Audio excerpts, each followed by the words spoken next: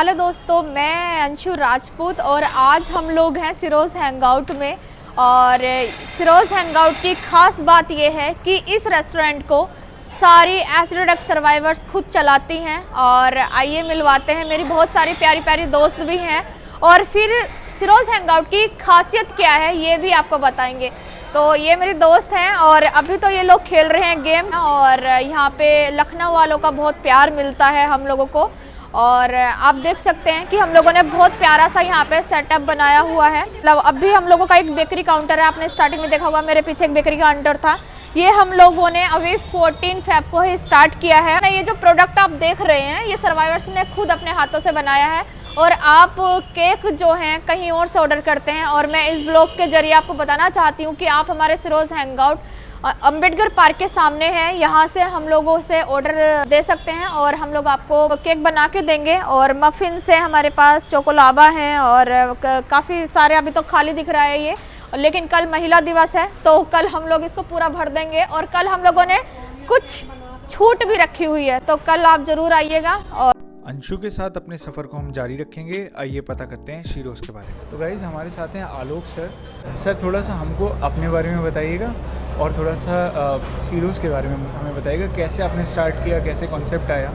अब अपने बारे में मैं क्या बताऊं, मतलब विमेन डे है तो मैं पिछले बहुत समय से एसिड अटैक के सब्जेक्ट पे काम कर रहा हूं। लगभग 10 साल हो रहे हैं, 10 से ज़्यादा साल अभी हो गए हैं। देखिए शिरोज़ का आइडिया ऐसा है कि हमने 2013 में हमने एक ऑफिशियली एक कैंपेन स्टार्ट किया जो कि स्टॉप एसिड अटैक्स के नाम से किया, जिसमें पर्पज़ ये था कि उस समय तक एसिड अटैक के सर्वाइवर इस तरह से आपको मतलब बात करते हुए नहीं मिलते थे। ज़्यादातर लोग अपनी आइडेंटिटी छिपाते थे। हाँ। और उनका कोई कम्युनिटी नहीं थी। चैलेंजेस ये आए कि मतलब हम लोग शुरुआती समय में बहुत प्रोटेस्ट करते थे। कोई सर्वाइवर हमें मिली तो उनके लिए मदद जुटाते थे। मतलब हम सरकार से अपील करते थे ज़्यादातर बार, मतलब हम उनकी कोई हेल्प करने की पोजीशन में नहीं थे। जो अगले 4-5 साल की जर्नी थी वो इस तरह बनी कि फिर जब सर्वाइवर्स वहाँ जुड़ गए तो ये जिम्मेदारी सी आ गई कि जैसे सर्वाइवर्स की पहली समस्या थी कि लोग उन्हें नौकरी नहीं देते हैं। मतलब जो इसी मुद्दे पे लड़ रहे थे उनको खुद ये सब बातें सफ़र करनी पड़ती थी कि उनके पास अपनी कोई जॉब नहीं थी, उन्हें नॉर्मल नहीं महसूस होता था। तो सबसे पहले ये प्लान किया गया कि क्यों ना हम खुद कुछ जॉब क्रिएट करें। और एक एक्टिव कैंपेन के लिए ज़रूरी था कि कुछ लोग पूरा लाइफ अपना दे दें इसमें, मतलब एटलीस्ट पूरा फुल टाइम वहाँ दें। और उसके लिए ये ज़रूरी था कि इन हाउस ही कुछ जॉब क्रिएट हो, वरना क्या होगा कि हम हर बार प्रोटेस्ट के लिए कुछ लड़कियों को बुलाएंगे कि भाई आप आइए बात कीजिए और फिर वो अपने घर चले जाएंगे, तो वो फ़र्क नहीं दिख रहा था। ऐसा कुछ काम शुरू करें जिससे जॉब भी मिले और हमारा कैंपेन भी चले। कैफ़े आइडिया वहीं से निकल के आया। टीम हमारी यंग थी, मैं भी उस समय मतलब लगभग 25 साल का था। तो हम सबको लगता था कि ऑफिस कौन जाता है, मतलब बहुत बोरिंग जगह है, ऑफिस लोग विजिट नहीं करते, वो इम्पैक्ट नहीं आएगा। तो सभी लोगों का मन था कि कुछ ऐसा ओपन स्पेस बनाया जाए जहाँ लोग आ सकें। तो वहाँ से कैफ़े का आइडिया है कि अगर कैफ़े हम स्टार्ट करेंगे तो 2 चीज़ें होंगी। एक कि हम लोगों के लिए काम हो जाएगा। इसके लिए कोई अलग से एक्सपर्टीज़ नहीं चाहिए, मतलब इसमें कुछ अलग से सीखना नहीं है। होस्टिंग सभी लड़कियों की एक बॉन्ड क्षमता ऐसी होती है। हमारे यहाँ कल्चरली ऐसा है कि महिलाएं खाना बनाना, घर में मतलब लोगों को होस्ट करना, परिवार को देखना, वो एक जिम्मेदारी है, तो वो स्किल है उनके पास। तो उस आइडिया से शिरोज़ को शुरू किया था। अच्छी बात क्या है कि मतलब हमने जितना सोचा नहीं था उससे ज़्यादा फ़र्क शिरोज़ ने ला के दिया। शिरोज़ शुरू हुआ तो रितु, रूपा, ऐसे मतलब कुछ 4-5 लोग हमें याद है कि 5 लड़कियों को उस समय जॉब मिली थी। उस समय एक बहुत बड़ी समस्या जो एसिड अटैक के समय मतलब जब शिरोज़ नहीं हुआ करता था तो मैं फेस करता था, वो ये था कि सभी को कन्विंस करना कि भाई आप अपने आप को क्यों ढके हुए हो, उसमें आपकी गलती नहीं है। लेकिन ये बात समझाना वाकई बहुत कठिन है। लेकिन उसको शिरोज़ ने इतना बढ़िया से रखा है कि अब हमको किसी को समझाना ही नहीं पड़ता ये बात। आप शिरोज़ आते हैं और कुछ दिनों में आत्मसात कर लेते हैं और आप बिल्कुल आराम से, और आप अपने अंदर से कॉन्फिडेंस आता है कि मेरी गलती नहीं है, ये तो सामाजिक समस्या है। और फिर अपना चेहरा दिखाने का मन करता है। हाँ। इसलिए कि ताकि आपको पता चले कि समाज का क्या वो है पहलू, और कहाँ वो ठीक उल्टा था कि आप बचते थे। जैसे लोगों से पूछा था आपके साथ क्या हुआ तो बोलते थे मैं जल गई हूँ, किचन में जल गई। मतलब आदमी बताने में भी संकोच करता था कि क्या हुआ है। तो वो एक फ़र्क आया।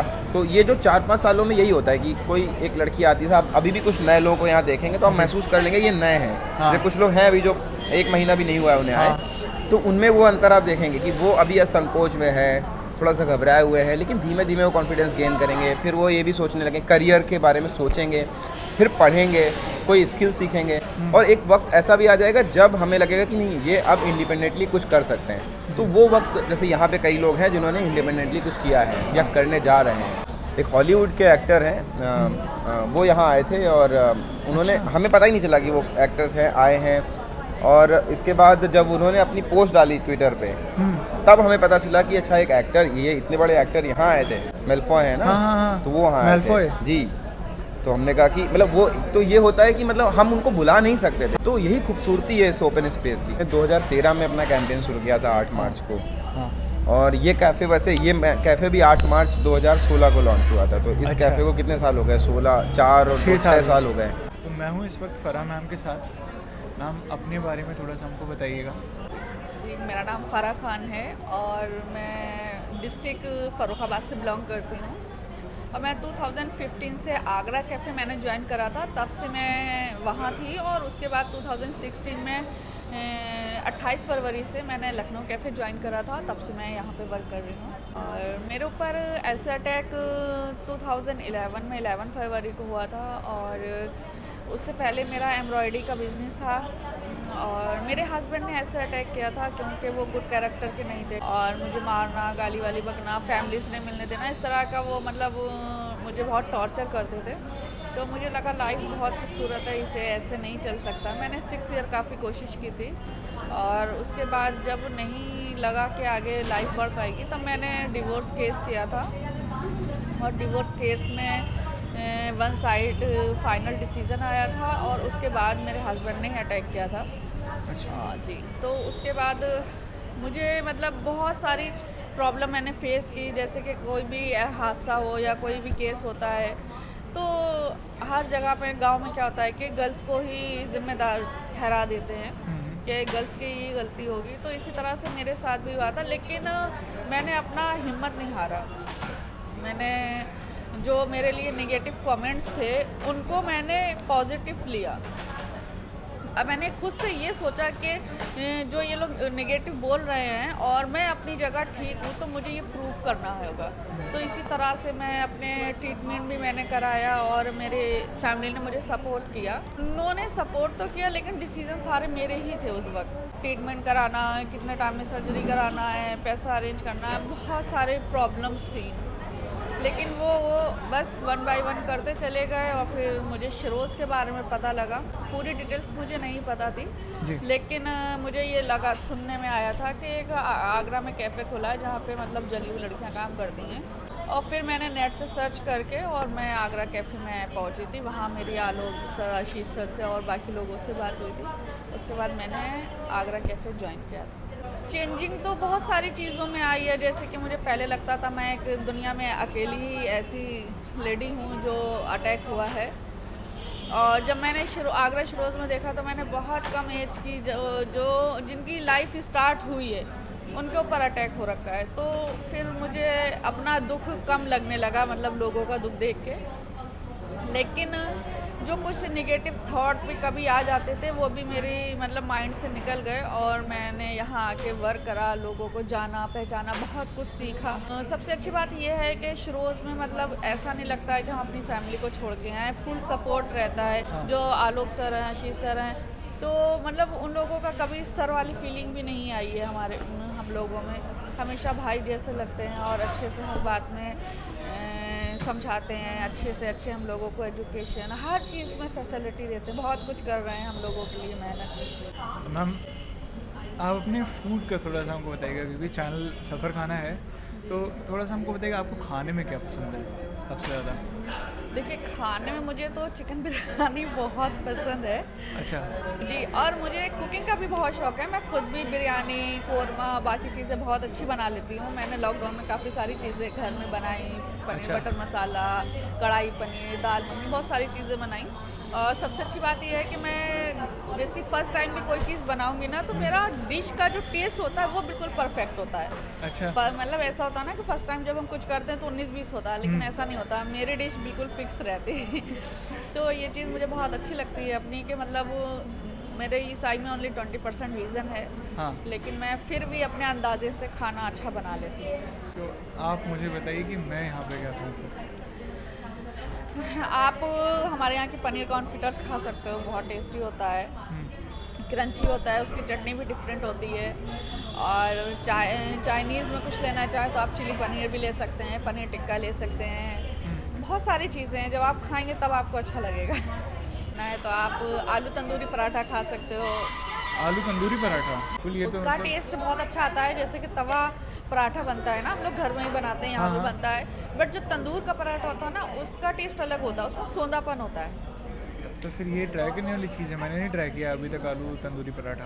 ये आप खा के देखिए, अच्छा लगेगा आपको। तो मैं तंदूरी आलू पराठा ट्राई कर रहा हूँ। तो बहुत गजब का पराठा है भाई, और भर भर के स्टफिंग की गई आलू की, साथ में रायता दिया गया, मुझे हरी चटनी दी गई, और मैं आते ही खाने में इतना बिजी हो गया कि मैं शायद इसका क्लोजअप भी शूट नहीं कर पाया, पर ये बहुत गजब का है। तंदूरी आलू पराठा एक नई चीज़ भी थी, और जब मैंने खाया मुझे बहुत गजब का टेस्ट लगा यहाँ का। यहाँ पे हम लोग पूरा अपने गेस्टों को बिठाते हैं। यहाँ पे आप देख सकते हैं ये सिटिंग एरिया है, पूरा बाहर का एरिया भी है, और ये जो बाहर का एरिया है ये काफ़ी बड़ा एरिया है, और यहाँ पे हम बर्थडे पार्टी और एनिवर्सरी पार्टी या कुछ भी आप करना चाहते हैं तो हम लोग पार्टीज़ भी लेते हैं। तो आप हमारे यहाँ पे वेन्यू बुक कर सकते हैं, और हमारे यहाँ वेन्यू बुक करने के साथ साथ ऑफ़र भी चलते हैं, तो हम लोग ऑफ़र भी आप लोगों को देंगे। हमारे यहाँ पे थिएटर्स की भी सुविधा है, हमारे यहाँ सीटें भी हैं। आप देख सकते हैं इस साइड वो 100 से भी ज़्यादा लोगों की गैदरिंग हो जाती है, और हमारे यहाँ सबसे सुंदर पेंटिंग है ऊपर, आप देख सकते हैं। आई होप आप सबको बहुत पसंद भी आएगी।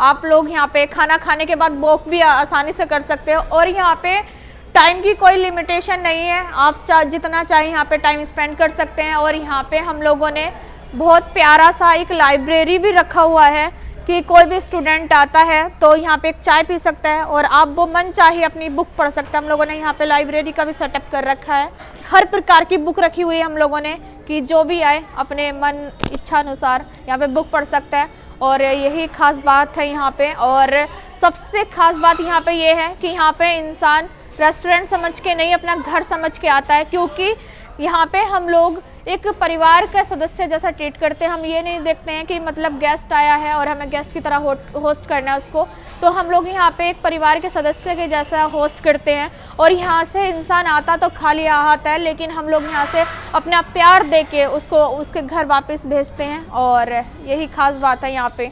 आप एक क्या मतलब मैसेज देना चाहेंगे एक जो हमारे ऑडियंस है उनको, और शायद ऑडियंसेस में अगर कुछ ऐसे लोग हैं जिनको शायद एसिड अटैक सर्वाइवर्स हों, या और भी लोग हों जो शायद जिनको संकोच है, उनको कुछ भी कोई प्रॉब्लम है या कोई चीज़ है, उनके लिए आप क्या मैसेज देना चाहेंगे? मैंने सोच रखा है मैसेज एक्चुअली कि जो क्रिमिनल है ना वो आपके भरोसे एसिड अटैक करता है, ये बात ध्यान रखिएगा।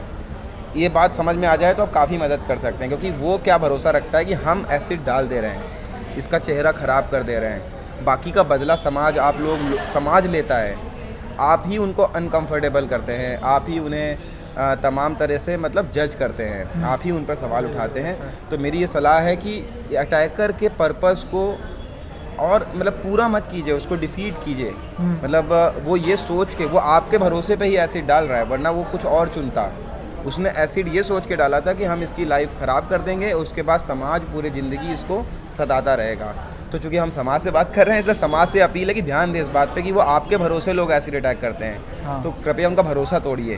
कभी भी एसिड अटैक हो तो पूरे समाज को एक साथ खड़े हो जाना चाहिए। उससे क्या हुआ, अटैकर घबरा जाएगा। उसका पर्पस था, वो यही सोच के तो कर रहा था कि हम इस पर अटैक कर देंगे, फिर पूरी ज़िंदगी इसको ख़राब ज़िंदगी जीनी पड़ेगी। लेकिन अगर हम सब लोग सपोर्टिव हो जाए तो वो अटैकर मतलब अपने आप फिर वो ये काम करना बंद कर देगा। उसको घबराहट होगी, मतलब वो नहीं चाहेगा ना कि जिस पे वो अटैक कर रहा है उसको समाज में इतनी प्रतिष्ठा मिले। वो तो उसकी प्रतिष्ठा ख़राब करने के लिए ऐसा कर रहा था। तो गाइस, शीरोज़ हैंगआउट की पूरी टीम की तरफ से आप सभी को हैप्पी वुमेन्स डे। तो शीरोज़ कैफ़े पर बिताई हुई ये शाम मेरे लिए बेहद यादगार रहेगी, और इनके इस इनिशिएटिव की जितनी तारीफ की जाए उतनी कम है। वीडियो अच्छा लगा तो उसको लाइक कीजिए और चैनल को सब्सक्राइब कीजिए, और जुड़े रहिए सफ़र खाना के साथ।